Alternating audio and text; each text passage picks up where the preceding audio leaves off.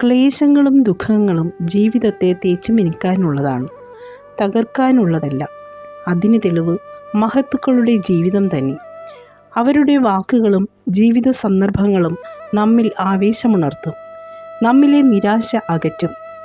ആത്മവിശ്വാസവും പ്രതീക്ഷയും കരുത്തും തൊട്ടുണർത്തുവാൻ ശ്രീ സത്യസായി പബ്ലിക്കേഷൻ സൊസൈറ്റി പ്രസിദ്ധീകരിച്ച ശ്രീ സായിദാസിൻ്റെ നല്ലൊരു നാളെ എന്ന പുസ്തകത്തിൽ നിന്ന്.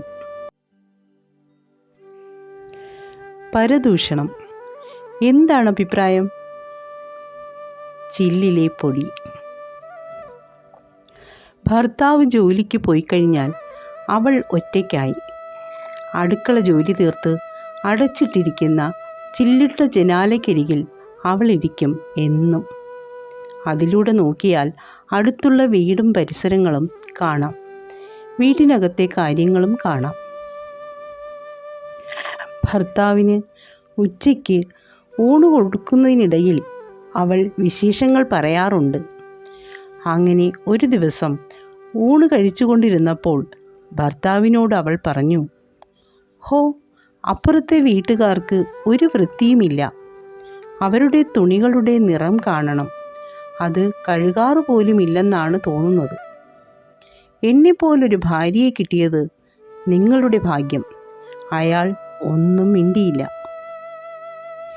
പിറ്റേ ദിവസം രാവിലെ അയാൾ ഭാര്യയെ വിളിച്ച് ചില്ലിട്ട ജനാലയ്ക്ക് മുന്നിൽ കൊണ്ടു നിർത്തി.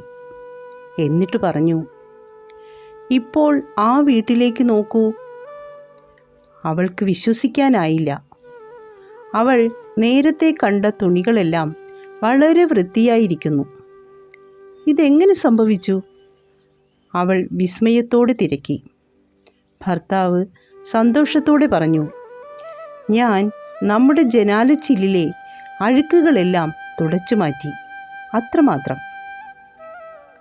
തൻ്റെ ജനാലച്ചില്ലിലെ പൊടിയാണ് അടുത്ത വീട്ടിലെ അഴുക്കായി കണ്ടതെന്ന് അപ്പോഴാണ് അവൾക്ക് മനസ്സിലായത്. లక్షల తప్పులు తన తప్పులను తాను మర్చిపోతుంటాడు.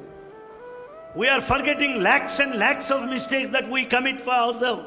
అది ఒక్కటి. That's one mistake. దాని వల్లనే దైవత్వాన్ని జ్ఞాపకం లేకుండా చేస్తుంది. That's the reason why we forget God. పరుల అణుమాత్ర దోషము పెద్ద చేయు. In fact, we consider a fraction of a mistake committed by others. పరుల చిన్న తప్పును కూడాను మనం పెద్దదిగా భావిస్తుంటాం. A small mistake committed by other man, ఆ యొక్క దోషమే నీకు దైవత్వానికి దూరం చేస్తుండాది. Pointing to the mistakes, minute mistakes in others. తన యందు ఉన్నటువంటి లక్షల దోషాన్ని కూడాను the innumerable mistakes in you దాచి పెడుతుంటాది. and you hide them. ఈ రెండు దుర్గుణములు మన యొక్క హృదయం నుండి తీసివేసిన మనం నిజమైనటువంటి దైవ స్వరూపులమే. Hiding our own mistakes and considering mistakes of others might distance us from God. ఎప్పుడు పరదోషములు మాత్రమే ఎత్తుకుంటూ పోవటం చాలా పొరపాటు. It's a big mistake to be in search of faults in others. తన దోషమును తాను వెతకాలి. Seek out your own fault. తన చిన్నదైనా కూడా నువ్వు దాన్ని పెద్దదిగా భావించాలి. Your fault may be so small and tiny and simple. పరుల దోషం నీకు కనిపించినప్పటికీ దాన్ని ఏమాత్రం లెక్క చేయకుండా చూసుకోవాలి. But ignore the mistakes of others. അന്യരിൽ ദോഷം കാണുമ്പോൾ ഇക്കാര്യം ഓർമ്മിക്കൂ, നമ്മിലെ അഴുക്കാണ് നാം മറ്റുള്ളവരിൽ കാണുന്നത്.